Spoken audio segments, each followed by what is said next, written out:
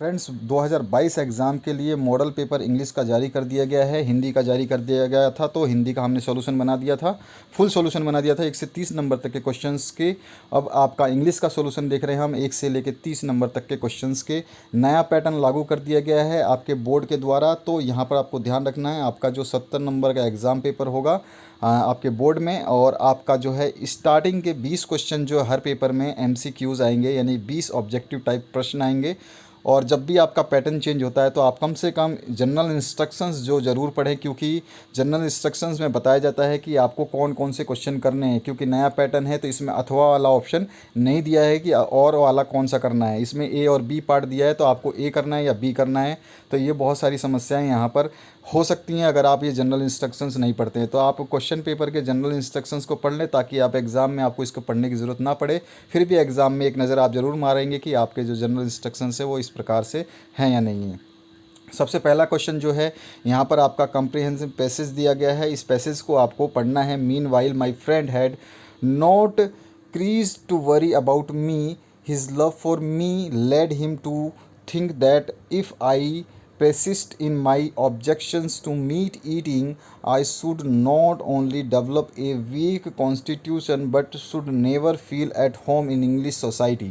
ये आपका जो गांधी जी है वो खुद इसके नरेटर हैं। गांधी जी अपने दोस्त के साथ बैठे हुए हैं, और दोस्त उनका जो है अपना उनके लिए जो अपनी विचारधारा, यानी कि उनका अपने विचार है खाने के लिए इनवाइट करना और सब चीज़ें प्रकट कर रहा है। तो उसके बारे में थोड़ा सा पैसेज है, और गांधी जी अपने विचार इसमें प्रकट कर रहे हैं कि उन्होंने क्या किया दोस्त के ये सब करने पे।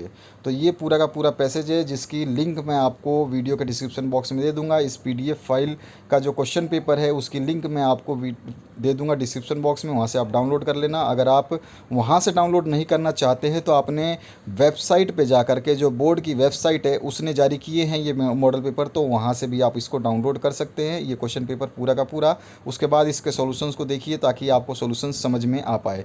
और यहाँ पर जो लास्ट में लिखा है, taken from the autobiography of MK Gandhi, यानी मोहनदास करमचंद गांधी। ठीक है, तो ये ऑटोग्राफी है मोहनदास करमचंद गांधी की, और इससे रिलेटेड जो क्वेश्चंस पूछे गए हैं उनके आंसर्स हम देखते हैं। ये पूरा पैसेज पढ़ने की आदत डालिए।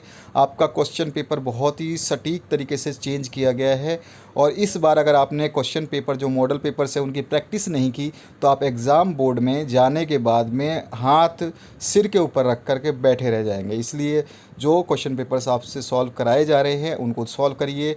जिनको आपको समझ में नहीं आता कमेंट सेक्शन में कमेंट करिए। मेरी पूरी कोशिश रहेगी कि आपके सारे सब्जेक्ट्स के 1 से लेकर लास्ट क्वेश्चन तक सारे सॉल्व करा दूँ। तो चलिए, ये दूसरा सब्जेक्ट है आपका इंग्लिश का। इससे पहले हिंदी को सॉल्व कर दिया गया है, जिसकी लिंक इसी वीडियो के डिस्क्रिप्शन बॉक्स में 9th class exam papers and solutions के नाम से पहली लिंक है, वहाँ से आप उसको देख सकते हैं। और उसके ऊपर PDF फाइल की लिंक मिल जाएगी, जिससे आप क्वेश्चन पेपर डाउनलोड कर सकते हैं, और यहाँ पर देख करके आंसर्स को टिक भी कर सकते हैं। आंसर्स अपनी कॉपी में भी लिख सकते हैं, या फिर यहाँ पे से डायरेक्ट आप क्वेश्चन को लिखें और आंसर्स अपनी कॉपी में लिख सकते हैं। पहला क्वेश्चन है, who is the narrator of this अब पैसेज या पैराग्राफ, तो इसका है गांधी जी खुद नरेट कर रहे हैं, गांधी जी, और बता रहे हैं। ठीक है, गांधी जी का फ्रेंड उनके साथ है और गांधी जी इसको नरेट कर रहे हैं। ठीक है, उसके बाद में आ जाते हैं हम नेक्स्ट क्वेश्चन पे। गांधी जी वॉज, तो यहाँ पर was interested in vegetarianism only और had objection to meat eating, और ओनली ए एंड बी।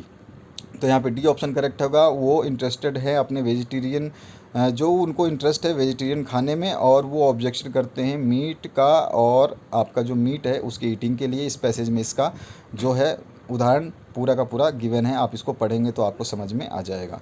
तीसरा क्वेश्चन है, द वर्ड स्टर्नली है हेयर मीन्स, यानी कि स्टर्नली का आपका मीनिंग क्या है एक्चुअली। तो इस पर पैसेज में, तो पैसेज में आपको बोल रहा है स्टर्नली का मीन होता है स्ट्रिक्टली, यानी कि कठोरता, या फिर मतलब रुकावट, मतलब उसके लिए एक स्टिक नहीं होते जैसे टीचर स्टिक हो जाता है, तो उस तरह का। ठीक है, इसके बाद आते हैं क्वेश्चन नंबर 4 से 8 तक। ये रिड्यूस सिलेबस के हिसाब से आपके मॉडल पेपर्स जारी किए गए हैं, तो ध्यान रखना है आपको, अपने पेपर्स को ज़रूर तैयार करें इसी के अकॉर्डिंग। यही टाइप के आपके क्वेश्चन आएंगे, यही पैटर्न रहेगा, जहाँ पे जैसा क्वेश्चन पूछा जाएगा। अगर ग्रामर सेक्शन से है तो वहाँ पे ग्रामर सेक्शन का ही आएगा। अगर 4 नंबर क्वेश्चन ग्रामर का है तो वहाँ ग्रामर का आएगा। और 5 नंबर क्वेश्चन आपके टेक्स्ट बुक से है तो 5 नंबर का जो क्वेश्चन नंबर 5 है वो आपके टेक्स्ट बुक से ही आएगा।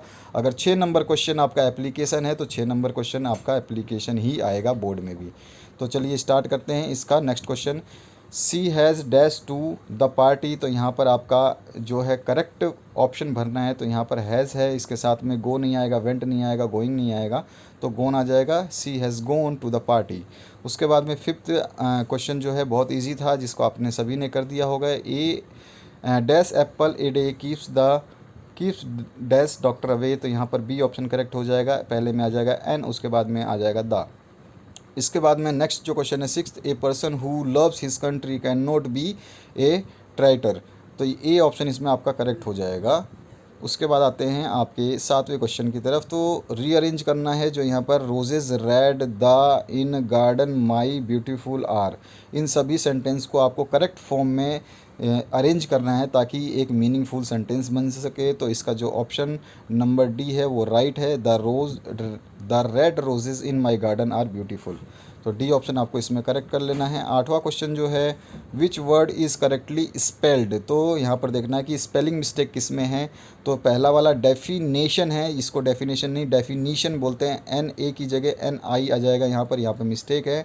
उसके अलावा आपका जो नेक्स्ट क्वेश्चन है अटेंडेंस, तो अटेंडेंस में ई डी के बाद ई नहीं आएगा, ए आएगा। और ये एक्सरसाइज है, इसमें ई एक्स सी नहीं होता, E X E R C I S E होता है। और डिवीज़न जो है ये बिल्कुल आपका राइट ऑप्शन है, तो डी इसमें करेक्ट ऑप्शन कर लेना है। आगे बढ़ते हैं, पैसेज को रीड करना है और इसके क्वेश्चंस के आंसर्स आपको देने हैं। दे टर्न द पेजेस, और ये आपका बुक से आया हुआ है क्वेश्चन, जो पैसेज उठाया है बुक से गी एंड टॉमी वाला। तो they turn the pages which were yellow and crinkly and it was awful funny to read words that stood still instead of moving the way they are supposed to। ये पूरा passage आपको पढ़ना है, समझना है एक बार। उसके बाद में देखिए इसके आंसर्स कैसे देने हैं आपको, क्वेश्चंस कैसे पूछे जा रहे हैं। तो इसमें इस पैसेज से पूछा गया हु टर्न द पेजेस, तो दे आया है, तो दे मतलब दोनों, मतलब वो दोनों कर रहे थे, तो मैगी एंड टॉमी दोनों ही जो थे वो कर रहे थे। तो इसका ऑप्शन क्या आ जाएगा, C, A and B both. उसके बाद Tommy's guess was that Maggie would possess the book, Maggie जो है उस बुक को रखेगी। ठीक है, टॉमीज़ का गैस क्या था, ऐसा नहीं था टॉमी का गैस कि वो फेंक देगी, फाड़ देगी, बेच देगी, कुछ नहीं ऐसा। ए ऑप्शन इसका करेक्ट है। इस बार आपके क्वेश्चन को बहुत ही तरीके से डिज़ाइन किया गया है, आपको बहुत मेहनत करनी है, अच्छे से तैयार करना है अपने आप को, ताकि आप अच्छे से अपना एग्ज़ाम पास कर सकें। 11वां है what did Kijiya make for her father, तो कीजिया ने ए पिन क्वेश्चन बनाया था, बी ऑप्शन इसमें करेक्ट हो जाएगा। अगर आपने चैप्टर पढ़ लिया है तो ठीक है, अदरवाइज़ पढ़ेंगे तो ये आंसर आपको मिल जाएगा। उसके बाद आते हैं नेक्स्ट क्वेश्चन पे, व्हेन वाज आइंस्टीन बॉर्न, तो Einstein born on 14 March 1879, A option इसमें आपको करेक्ट कर लेना है। 13वां क्वेश्चन जो है everything suddenly looks black says Evelyn Y, तो एवलिन वाई क्यों कह रहा था, क्योंकि बिकॉज उसने क्या है, वो एक तो परफॉर्मडली डीफ था, यानी कि मतलब वो थी, वो क्या है कि अपने कानों से थोड़ा थोड़ा जो उसने वो लगा रखा था उसकी वजह से सुन सकती थी। और उसने सुना भी हल्का फुल्का कि जो because she would be sent to a school for deaf, वो उसको स्कूल भी भेजा जाएगा। तो यहाँ पर ऑप्शन नंबर डी करेक्ट हो जाएगा, बोथ ए एंड सी। ठीक है, जो ग्रीन कलर में हाईलाइटेड है ये इसका आंसर है। Read the following extract and answer the question that follow, तो यहाँ पर सबसे पहले इस कविता को पढ़नी है। ठीक है, two roads diverging in yellow wood वाला जो है आपका चैप्टर, उससे आया हुआ है ये। और इसमें what does yellow wood mean, तो यहाँ पर बी ऑप्शन करेक्ट हो जाएगा, a forest with yellow leaves in autumn season. ठीक है, तो ये इसका बी ऑप्शन करेक्ट करना है आपको। इसके बाद में नेक्स्ट जो क्वेश्चन इसी पोएम से पूछा गया है, तो यहाँ पूछा क्या गया है, the poet stood there for a long time because he was trying to make a decision, वो किस लिए रुका हुआ था, क्योंकि वो कोई ना कोई एक डिसीजन लेना चाहता था। आगे बढ़ते हैं नेक्स्ट 16 से 20 क्वेश्चन की तरफ। तो यहाँ पर जो देखिए इंस्ट्रक्शंस आपको ध्यान से, सामने उसके मार्क्स लिखे हुए, तो मार्क्स भी आपको ध्यान रखने हैं। 16वां क्वेश्चन है sitting in the storm at his friends house Prashant was worried about, तो वरीड किस लिए था, हिज फैमिली सेफ्टी के लिए वरीड था। ठीक है, वो उसकी फैमिली जो थी वो अपने घर पे थी, और वो प्रशांत जो अपने फ्रेंड के घर पे था, और उस समय क्या आ गया था, स्टॉर्म आ गया था, इसलिए वो अपनी फैमिली की सेफ्टी के लिए चिंतित था। 17वां क्वेश्चन जो है the family members decided to sell Toto because, वो टोटो को क्यों बेचना चाहते थे, क्योंकि they couldn't afford the loss, वो उतनी मतलब बदमाशियाँ करके क्या करता था, नुकसान ज़्यादा करता था, तो वो अफोर्ड नहीं कर पा रहे थे जो लॉस हो रहा था। ठीक है, उसके अलावा नेक्स्ट जो क्वेश्चन है अब बात करते हैं, तो यहाँ पर है आपका Iswaran was an asset to Mahendra as he was. तो ईश्वरन महेंद्र के लिए एसेट क्यों था, तो एक वो तो हार्ड वर्किंग कुक था, एंटरटेनिंग था, कहानियाँ कविताएं सुनाता था, ठीक है, और ख़ुद भी हार्ड वर्किंग था, और वंडरफुल कुक तो था ही। तो ऑल ऑफ दीज, ठीक है, ये डी ऑप्शन इसका करेक्ट हो जाएगा। उसके बाद आते हैं 19वें क्वेश्चन पे। The currency of the kingdom of fools was. तो किंगडम ऑफ फूल्स में जो करेंसी एक ही चलती थी वो उसका नाम क्या था, दुद्दू, और दुद्दू केवल एक ही, हर चीज़ वहाँ पे एक दुद्दू में मिलती थी। आपने अगर ये पढ़ा होगा तो ये आपका ए ऑप्शन करेक्ट हो जाएगा। अच्छे अच्छे क्वेश्चंस उठाए गए हैं, बीच में से उठाए जा रहे हैं, कुछ अलग से उठाए जा रहे हैं, तो बहुत ही आपको सावधानी से इन सभी मॉडल पेपर्स को प्रिपेयर कर लेना है, ताकि आप 30 क्वेश्चन हर मॉडल पेपर के तो रट लें, और बाकी आप याद करेंगे तो वो भी आपको हेल्प करेंगे। तो हमेशा अपने मॉडल पेपर्स को ज़रूर पढ़ें, उनसे क्वेश्चंस पूछे जाते हैं, इसी टाइप के क्वेश्चंस आते हैं, ध्यान रखना है आपको। 20वां जो क्वेश्चन है, the happy princess was gilded with thin leaves of. तो किसके लीव्स थे, तो वो थे फाइन गोल्ड के। सी ऑप्शन इसका करेक्ट हो जाएगा। ठीक है, अब सेक्शन बी पे आते हैं।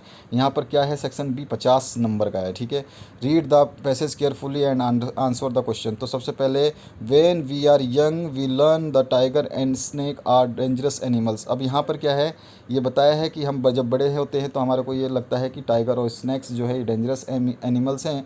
और उसके बाद में इसमें क्या है, मॉस्किटो के बारे में पूरा, मतलब आपके जो मच्छर होते हैं उसके बारे में पूरा का पूरा ब्यौरा दिया गया है कि मच्छर के काटने से क्या होता है, कितने आदमी मरते हैं, इनको कैसे भगाया जा सकता है, इनको कैसे रोकथाम की जा सकती है, अगर हम बचना चाहें तो मच्छरों से कैसे बचेंगे, ये सारी चीज़ें इसमें बताई गई है। इस पैसेज का मेन मकसद है मच्छरों के बारे में आपको ज्ञान देना।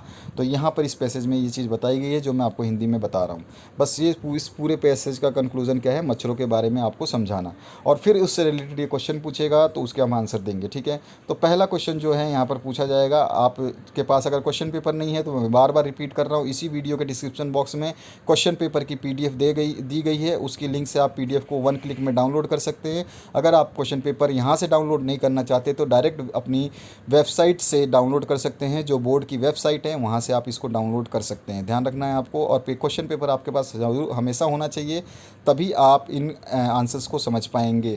या तो आप क्वेश्चन पेपर्स को सारे आपके 6-7 सब्जेक्ट जो भी आपने ले रखे हैं, 5 सब्जेक्ट, उनको क्या करिए कि सीधे जा कर के प्रिंटर की दुकान पे, जो आपका कोई भी साइबर कैफ़े है वहाँ पर जा कर के उसके प्रिंट आउट ले लीजिए। मोबाइल से पढ़ने की कोशिश मत करिएगा, कंप्यूटर से पढ़ने की कोशिश मत करिएगा, आपके पास एक हार्ड कॉपी होनी चाहिए, और उसके आंसर्स भी कंप्लीट आपको सॉल्व करने चाहिए, ताकि आप पूरी तरह से तैयार रहें। आगे बढ़ते हैं। तो इस पूरे पैसेज का जो क्वेश्चन है वो किस तरह से पूछा गया, उसके आंसर्स मैं दे रहा हूँ। Why are female mosquito deadlier than the male mosquitoes. तो female mosquito deadlier than the male mosquitoes because male mosquito eat plant nectar. वो जो है मेल क्या है, प्लांट के रस को खाते हैं, या उसके बोल सकते हैं अमृत को खाते हैं। On the other hand female mosquitoes feed on animal food. और फीमेल मॉस्किटोज़ जो होती हैं वो खून पीती हैं एनिमल्स का, जो कि बहुत ही डेंजरस होता है। एनिमल्स में भी बहुत सारे इंसेक्ट्स होते हैं जो वो खून पीते समय उनके शरीर में चला जाता है। When female mosquito bytes A human being it transmit A small amount of saliva into the blood. This saliva में कंटेन डेडली डिजीजेस। तो ये सलाइवा जो है डेडली डिजीजेस दे सकता है, इसीलिए जो है मॉस्किटो फीमेल वाली बहुत ज़्यादा खतरनाक होती है। ठीक है, तो खून चूसती है भाई, ये खून चूसती है। ठीक है, ये यहाँ पे आपको आंसर अगर मैं दिखाना चाहूँ कहाँ पे मिलेगा, तो ये आंसर आपको male mosquito eats plant nectar ये वाला है। और इसी में आपको थोड़ा सा जो है बीच में से एक आधा लाइन हटानी है। When female mosquito bytes A human being it transmit small amount of saliva into the blood. ये सब आपको देख के लिखना होता है।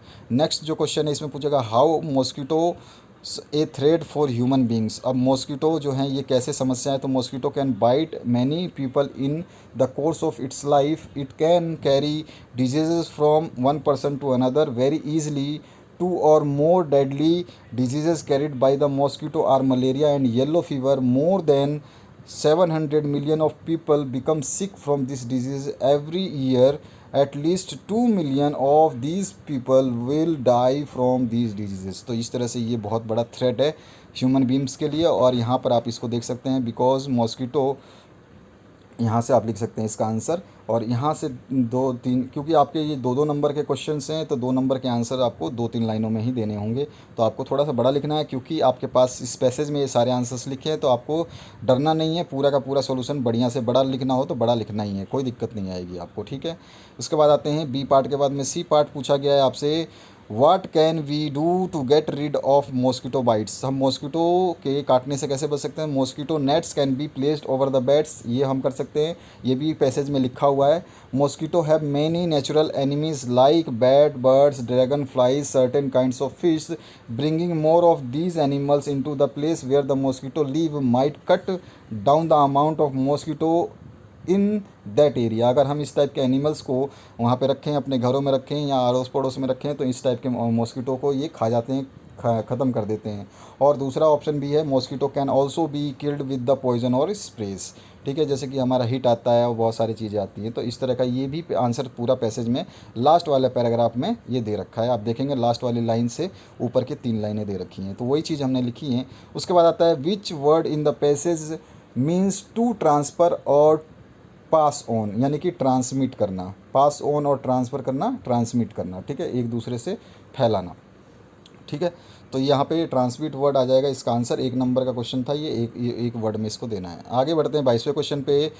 आंसर ये any one of the following, यानी कि आपको जब आंसर देना है तो या तो ए पार्ट को देना है या बी पार्ट को। तो ए पार्ट और बी पार्ट सारे मैंने दिए हैं ताकि आपको कोई दिक्कत ना रहा, आप पूरे एग्जाम की तैयारी अच्छे से कर सकें। Write an application to district magistrate showing your concern to the safety of children in the school buses and vans. तो चलिए इसको मजिस्ट्रेट को जब कर लिखेंगे तो 2 पहले लिख देंगे, डिस्ट्रिक्ट मजिस्ट्रेट जहाँ पे भी आप रहते हैं उस एरिया का नाम, जैसे मैंने डाला है बरेली, डियर सर मैडम, और सब्जेक्ट डाल दिया lack of safety of student in school bus and vans. तो आई वुड लाइक, तो यहाँ पर जो है हम लिख सकते हैं, या फिर आप ये वाला वर्ड यहाँ पे भी लिख सकते हैं, डियर सर मैडम सब्जेक्ट के बाद भी लिख सकते हैं, जैसे मर्जी, कोई दिक्कत नहीं है।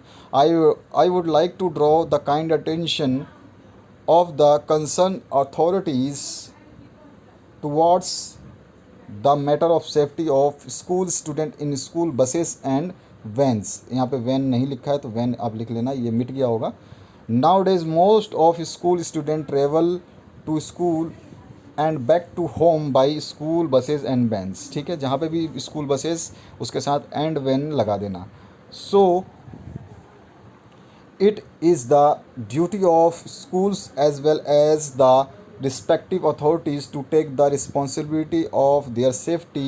We are coming across news that many, हम न्यूज़ में मतलब हम देखते हैं कि many school buses are meeting with accidents और drivers and conductors not behaving properly with student specially girls.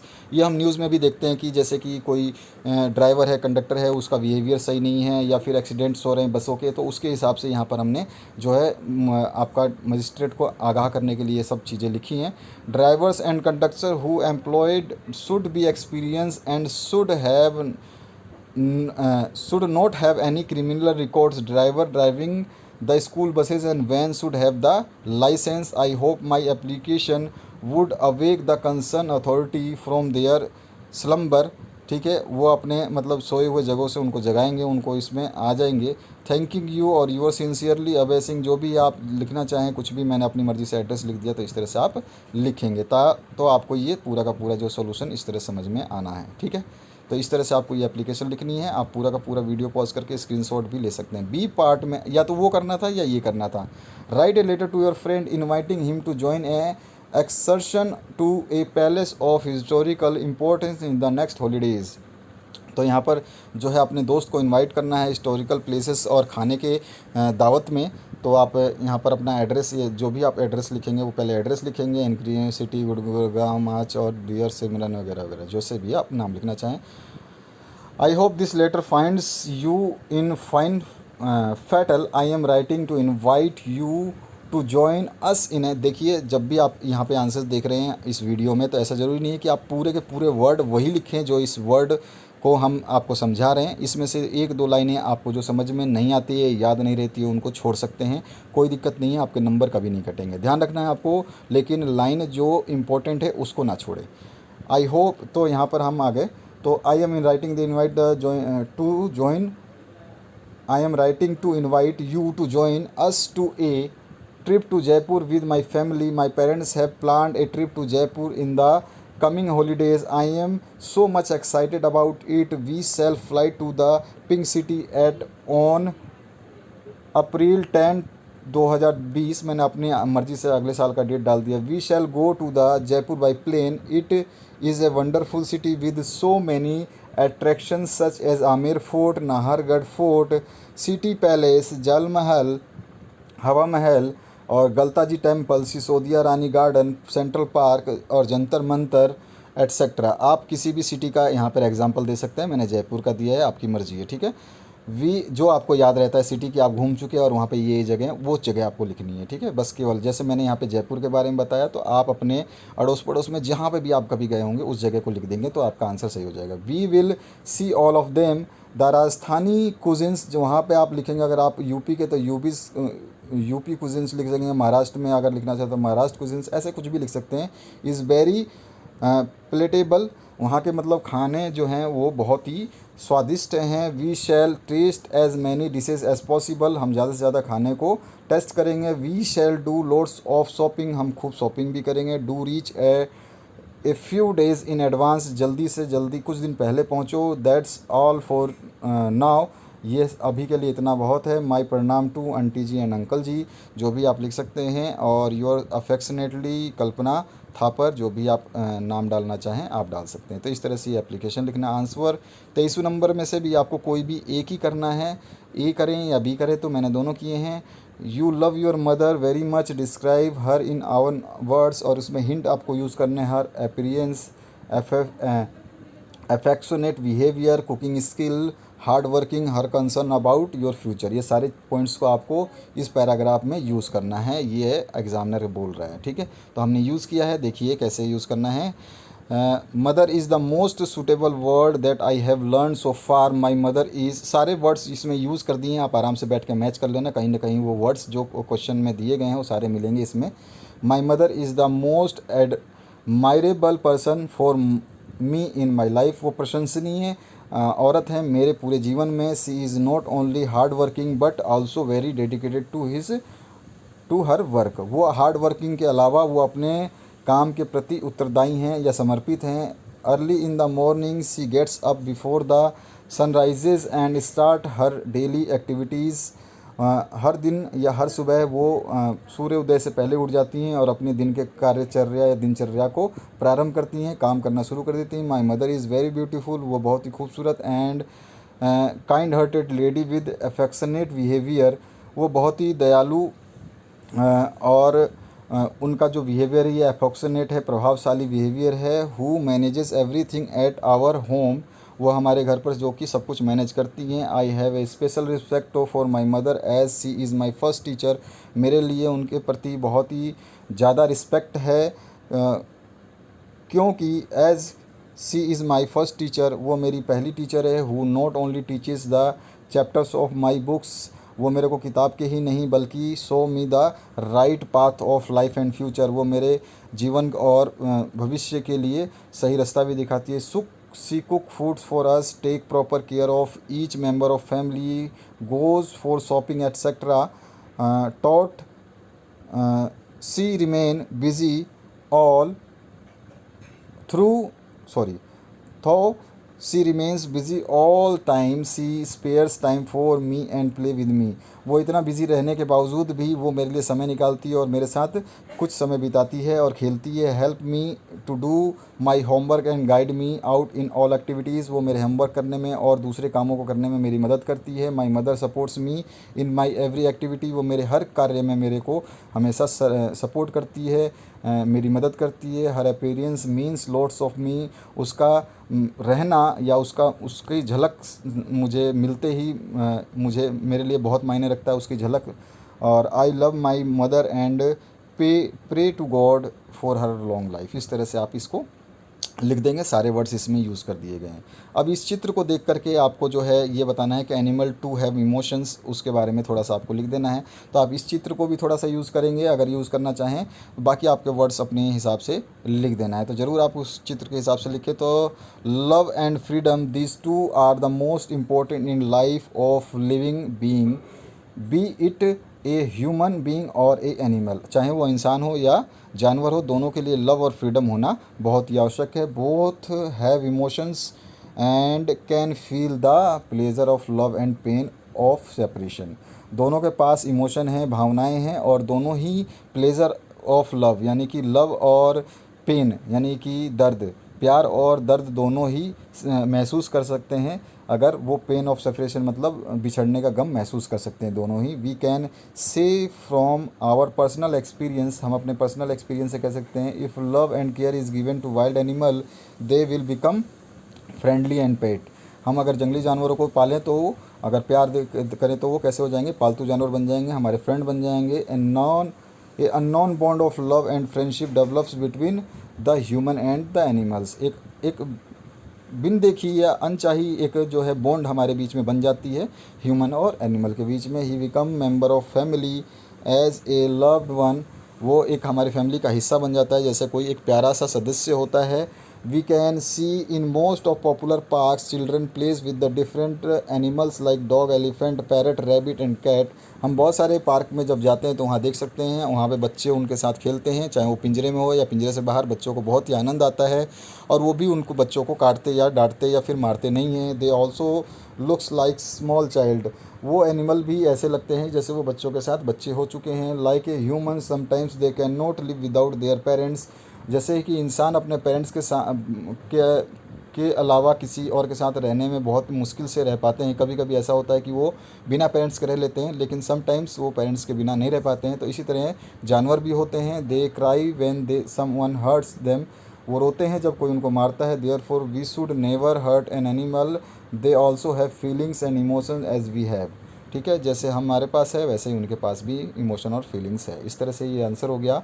24वें का ए पार्ट की बात करें, write the following into indirect speech, तो he said to me I can defeat you in swimming, तो यहाँ पर इसका जो इनडायरेक्ट हो जाएगा, he told me that he could defeat me in swimming.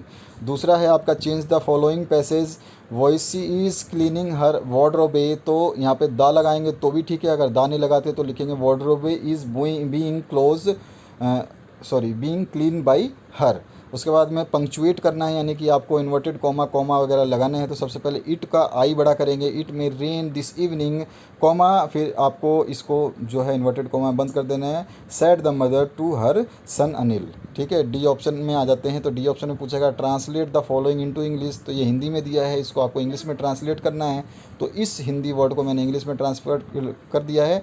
God has created this nature for humans as well as other creature, both have equal right on this, ठीक है, but human consider themselves superior, this is why they do not hesitate to break the law of nature. ये पूरा का पूरा इसका English version यानी कि अनुवाद है। उसके बाद 25वें क्वेश्चन पे, 25वां जो क्वेश्चन है इसमें पूछा क्या गया है आपसे, 25वें में पूछा गया है आपसे कि how did doctor react when he encountered the snake, तो वो कैसा रिएक्शन था उसका। तो यहाँ पर the doctor showed the great presence of mind on encountering the snake, he neither jumped और नोर ट्रेम्बल्ड, वो घबराया नहीं और वो कूदा नहीं। He sat on the chair holding his breath, उसने अपने सांस को रोका और अपने वहाँ पर कुर्सी पर बैठ गया। हिज बॉडी वाज स्टिल, उसकी बॉडी शांत थी, but mind remained very active, लेकिन उसका जो दिमाग था वो बहुत ही ज़्यादा तेज़ हो गया था या चल रहा था। वाई डज, इसका और पार्ट अगर वो नहीं करना चाहते थे और कर सकते थे, तो why does world remember Einstein as a world citizen, तो the world remember Einstein as a world citizen because he believe in universal peace when there was the rat race for being atomic power, जब उस समय जब atomic power बनने की दौड़ लगी हुई थी चूहों की तरह, तो he was worried about the after maths of the bomb, कि अगर बॉम्ब बन जाएगा तो उसके बारे में, उसके बाद क्या होगा, उसके परिणामों के बारे में आइंस्टीन चिंतित थे। He was really a world citizen who was concerned with the humanity, ठीक है। बी पोर्शन जो है आपको ए पोर्शन के बाद बी पोर्शन में से जो करना था देख लीजिए, यहाँ पे लिखा हुआ है, यहाँ पे answer the following in 30 to 40 words each. तो आपको 2 क्वेश्चन देने हैं, आपको 2 क्वेश्चन के 3-3 नंबर के, तो एक आप इसमें से कर सकते हैं और एक आप और पार्ट का दोनों नहीं करेंगे, याद रखना है, नहीं तो आपको नंबर नहीं मिलेंगे, और पार्ट का केवल एक ही करना है। तो यहाँ पर mention 2 instances to show the Bismillah Khan love India and Banaras. तो कौन कौन से, एक पहला हो जाएगा, Bismillah Khan refuses one of his students offer to start shehnai school in USA because of excessive attachment with Banaras river Ganga and Dumraon. तो ये बिस्मिल्लाह खान ने उसके ऑफ़र को रिफ्यूज़ कर दिया था, ठीक है। और दूसरा इंस्टेंस कौन सा था, when Khan Sahab was asked by Shekhar Gupta about moving to Pakistan during the partition he said that he would never leave Banaras, ठीक है। तो उसने पाकिस्तान जाने से ही मना कर दिया क्योंकि वो बनारस में रहना चाहता था, वो इंडिया में रहना चाहता था, ठीक है। अब आते हैं और पार्ट में इसका। तो Kezia was very sensitive girl elucidate with examples from the story little girl. तो इसमें आपको कीजिया के father was a successful business man, he didn't have any time for her only daughter Kezia. Kezia was a very innocent child, she just desire some love and time from his father her father. Kezia felt very bad and hurt when she saw other children with their parents playing, laughing and enjoying, ठीक है। इस तरह से आप लिख सकते हैं कि वो सेंसिटिव थी। उसके आगे हम बात कर सकते हैं 26वें क्वेश्चन का। तो यहाँ पे आपका इसका ए पार्ट और बी पार्ट जो है इसका हम आंसर देंगे। तो ए पार्ट में सबसे पहले पूछा गया कि आपका write a character sketch of Santosh Yadav. तो character sketch of Santosh Yadav का आप लिखेंगे। तो इसका बी पार्ट हम बाद में कर लेंगे, नीचे बी पार्ट कर रखा है। पहला हम संतोष यादव का कैरेक्टर स्केच लिख देंगे कि उसका कैरेक्टर कैसा था। तो Santosh was born in traditional family, तो she was born in small village of Joniyawas Haryana. The girl was given the name Santosh which means contentment, but Santosh was not always content with her place in traditional way of life. She began living her life of terms of the start where every other girls wore traditional Indian dresses। तो इस तरह से संतोष जो है अपनी dresses नहीं पहनती थी, वो ज़्यादा मतलब इस तरह का लड़कियों जैसा व्यवहार नहीं करती थी। वो चाहती थी कि वो अपने दम पे कुछ करे, इसलिए वो दिल्ली चली गई थी और उसके पेरेंट्स ने उसको जो है वहाँ का फ़ीस वगैरह देने के लिए भी मना कर दिया था। तो उसने अपने पेरेंट्स को जो है अपने प्लान्स को और अपने जो आगे की जो भी प्लानिंग थी वो वहाँ पर उसने अपने पेरेंट्स को बताई थी। To earn money by working, ठीक है, पार्ट टाइम जो पेज हर फीस। तो उसने क्या करा कि ये भी बताया कि मैं अपना एजुकेशन खुद कर लूँगी। She shows that she was a determined child. और ये तरह से आपको इसका पूरा कैरेक्टर लिखना था, ठीक है। इसका बी पार्ट की बात करें, जो how did Kalam science teacher try to break the social barrier. तो इसके बारे में हम यहाँ पे लिख सकते हैं। यहाँ पे क्वेश्चन है, जब एक बार क्या हुआ, orthodox brahmin through an orthodox brahmin Abdul Kalam science teacher tried his best to break social barriers in society. वो उसने कलाम को इनवाइट किया अपने घर पे खाने के लिए। His wife refuses to serve him ritually pure kitchen. वो उसकी वाइफ ने अपने मतलब प्योर मतलब जो शुद्ध अपने किचन से कुछ भी खिलाने से मना कर दिया। तो हिज साइंस टीचर वो क्या हुआ कि वो अपने मेड नहीं हुआ, वो मतलब कि वो गर्म नहीं हुआ अब्दुल, और वो खुद जा कर के उसने क्या करा, अब्दुल को सर्व किया अपने हाथों से, ठीक है, खाने के लिए। और आफ्टर ईटिंग, जब अब्दुल ने खा लिया कलाम ने, तो he invited Abdul Kalam again for his house for meal. फिर उसने अपने उसको बुलाया ताकि वो फिर दोबारा उसको भोजन करे। This is an example of his science teacher trying to break social barriers. इस तरह से आपको इसको लिखना था। 27वां जो क्वेश्चन है, mention few things that poet wants to do when he goes to Innisfree. तो इसमें आप लिख सकते थे, पहला आप जो लिख सकते हैं, build a small cabin of clay and wattles. उसके बाद में have 9 bean row and a hive for honey bee. और तीसरा लिख सकते हैं, live alone in the bee loud glade, ठीक है।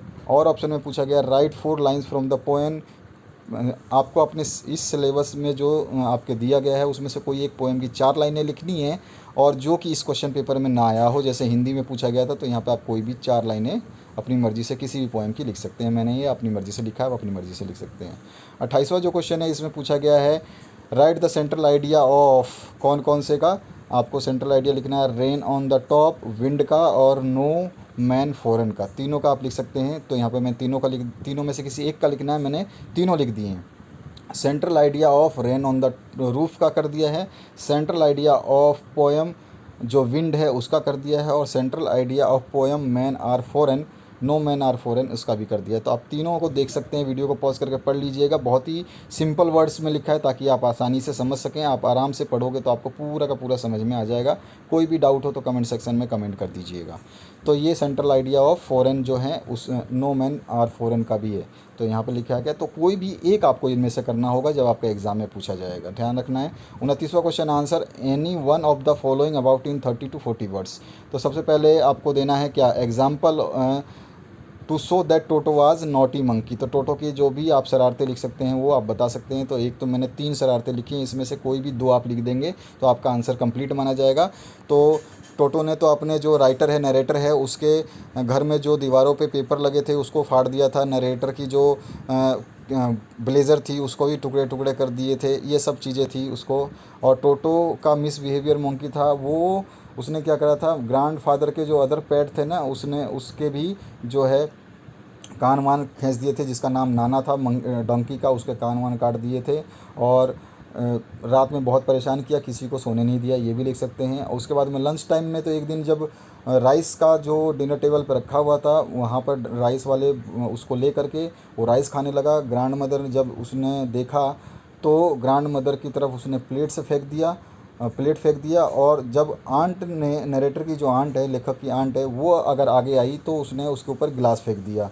और वो पूरा का पूरा पुलाव का जो डिश है, बर्तन है, वो लेके भाग गया बाहर की तरफ और एक जैक फ्रूट यानी कटहल के पेड़ पे बैठ गया। और वहाँ पर वो जब तक बैठा रहा आफ्टरनून तक। जब उसने सारा ईट कर लिया राइस को, तो उसने वो जो प्लेट था और जो बर्तन लेके गया था उसको भी फेंक दिया और उसको भी टुकड़े टुकड़े कर दिए। तो ये उसकी शरारतें थी जो उसको बताती है कि वो शैतानी था। उसके बाद में बी पार्ट में what was Johnsy belief, what did Behrman do for her. Johnsy का बिलीफ क्या था, Johnsy was suffering from pneumonia, believe that if the last leaf of creepers falls then she would die. उसका एक अपने विश्वास था कि जैसे ही वो क्रीपर का लास्ट लीफ जो पत्ता है वो गिरेगा वो मर जाएगी।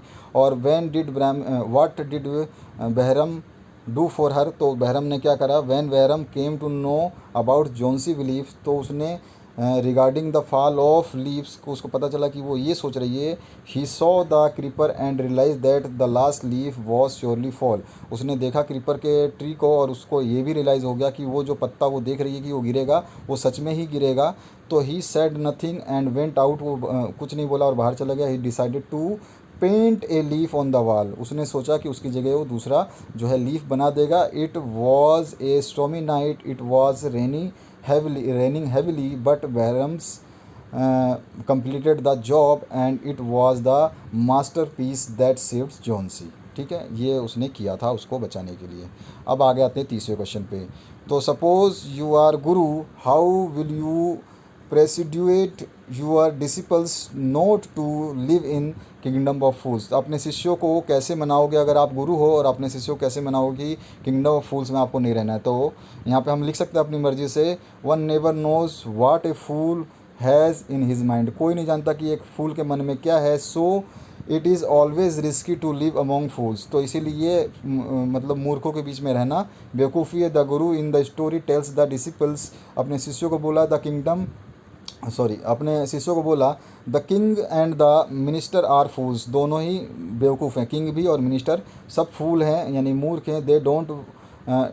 दे वॉन्ट लास्ट वेरी लॉन्ग, और वो आगे कैसे रहेंगे ये आपको नहीं पता। You can't tell what they will do next to you, और वो आपके साथ क्या करेंगे, आगे क्या करेंगे ये भी आप नहीं बता सकते। Their behaviour is not predictable, उनका जो बिहेवियर है वो हम अंदाज़ा नहीं लगा सकते हैं कैसे कैसे चेंज होगा। I would never advise anybody to live in such places, मैं किसी को भी ये इस बात की सलाह नहीं दूंगा कि ऐसी जगह पे रहे जो देखने में खूबसूरत अच्छी लगे, बट वहाँ पर कौन कौन सी मतलब, हाँ, जो मैं कभी भी ये सलाह नहीं दूंगा कि वो ऐसी जगह रहे जहाँ पर देखने में हर चीज़ अच्छी हो लेकिन सारे के पीछे कुछ ना कुछ समस्या जो हों और वो लाइफ के साथ ख़राब करें, यानी कि tempting but in fact may pose problems any time in the life, one should think twice.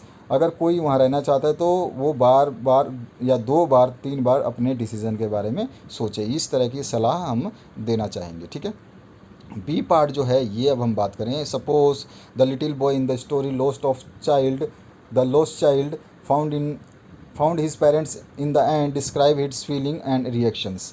तो after getting his parents back the fear and panic gone away, he stopped crying इन consolably.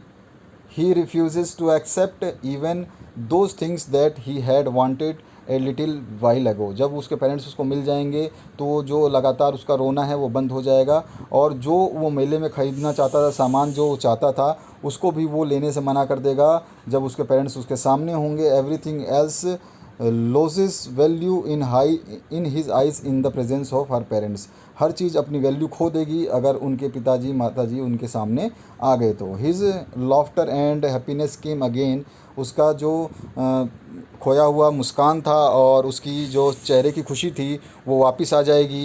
And insecurity and fear gone when he got his parents, उसको जो डर था उसके चेहरे से या फिर उसके अंदर एक भयभीत होने का डर था वो भी पेरेंट्स को पाने के बाद चला जाएगा। तो इस तरह से इसका आंसर हो गया। इस आंसर के साथ में आप अपनी तैयारी कर सकते हैं। आपके अदर सब्जेक्ट्स को भी हम डाल देंगे।